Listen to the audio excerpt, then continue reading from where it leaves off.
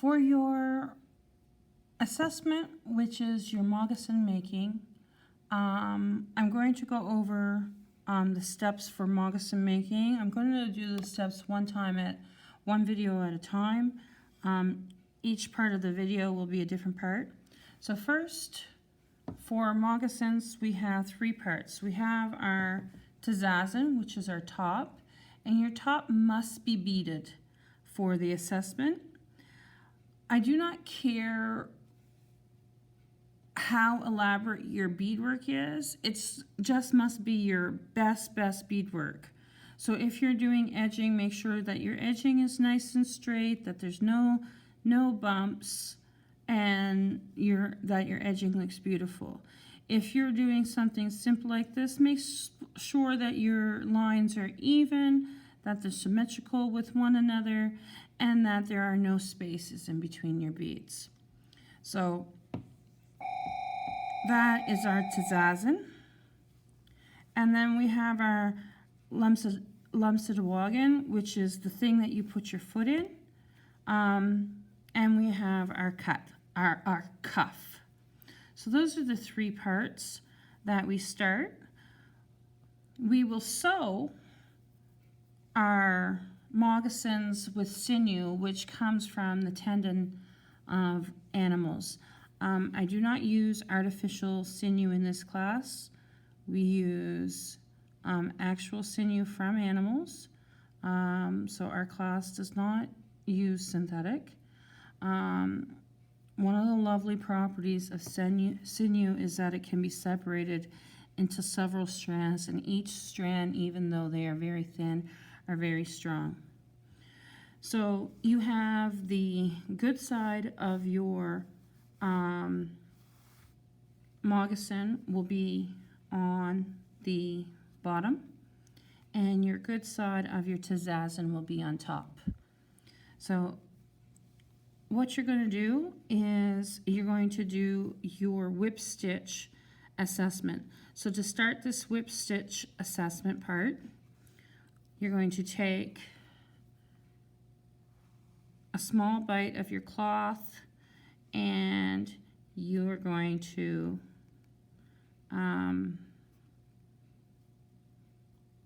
tie a knot right into your cloth,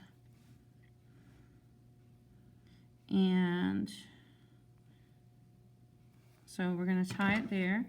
Traditionally, we would burn off the sinew and use the melted part to make the knot in. Just for expediency purposes, I'm not going to do that. I am going to go in through the hole of I'm going to go through that first hole of my shoe. I'm going to come around to the first hole of my moccasin, and I'm going to line them up. So I only have the needle through the first hole of both my moccasin and my lumsdawagen. So my top and bottom part of my shoe. And I'm just going in through that hole. Now, when you start your moccasin, you're going to go in a circle 3 times around in that first hole. The reason we put 3 times around in the first hole is because you will constantly open up your moccasin, and it needs strength at the opening. So after I go 3 times around in the hole, and I'll come out the outside of my hole, I'm going to give it one nice tight pull so that it's not all strings are nice and tight, and I'm ready to start.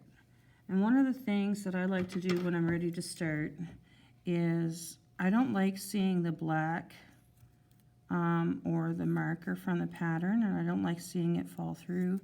So I just kind of trim it off before I start. I make sure to trim off the black without trimming off any material. So that's one of the things I like to do when I start.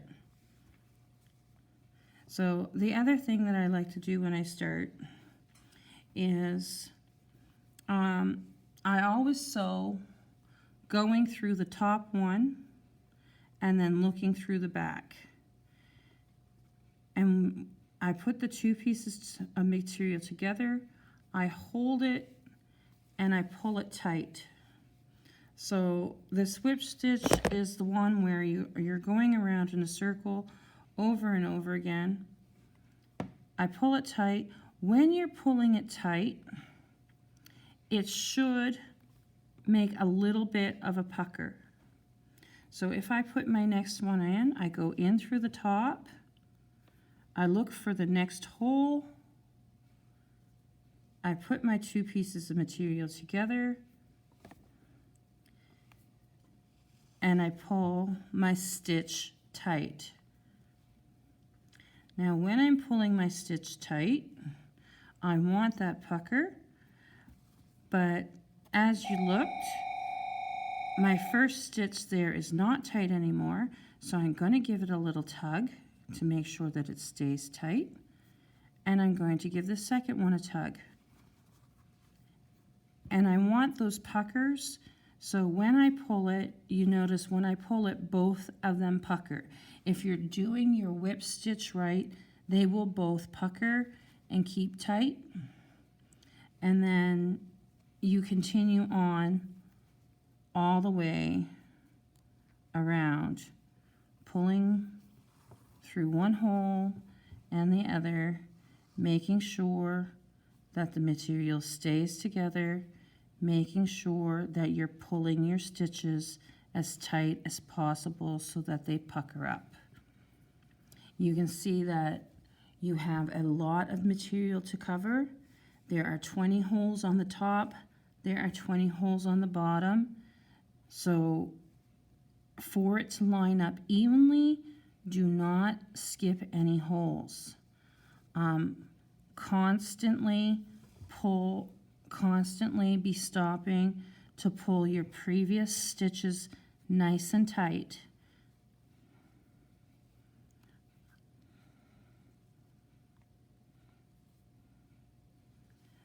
So I'm going to finish my stitches and I'll show you. When you're finished stitching, the last thing that you're going to do is you're going to take a look at these stitches. You're going to make sure that none of them are crisscrossed. You're going to make sure every single one of these are puckered.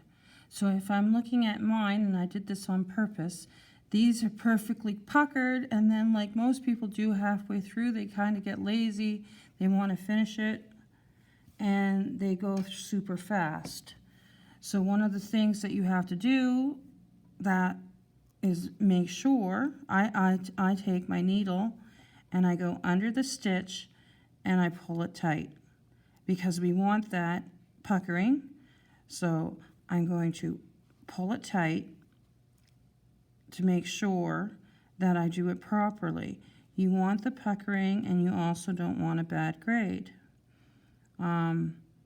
So go through the stitches and make sure that they are in fact pulled tight.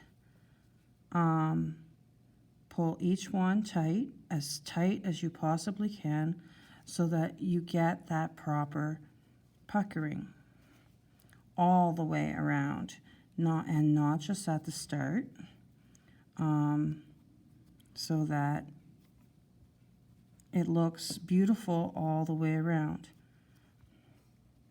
As you can see, there's no shortcut. You have to pull each stitch tight. That's why I said when you were going to make sure that you pulled it tight as you go, or else you'll have to go back and do this. So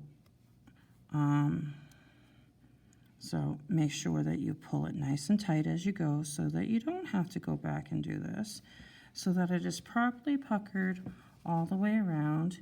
I should be able to put my fingers through this and not see any spaces.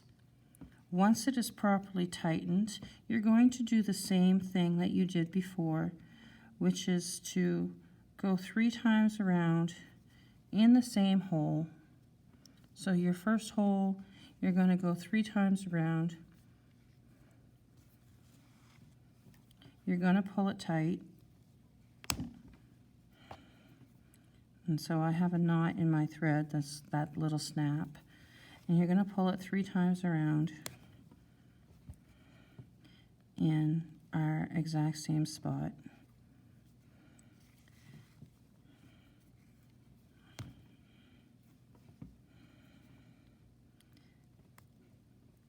And then your last time around, what you're going to do is you're going to go inside your top hole and come out through the back. You're going to go under one of your threads here at the start. You're going to make your loop and pull, just like you always do. Make your loop and pull twice. Make your loop and pull 3 times, and then you can cut it. That is it. Your moccasin is attached to your lump wagon, and that's that step.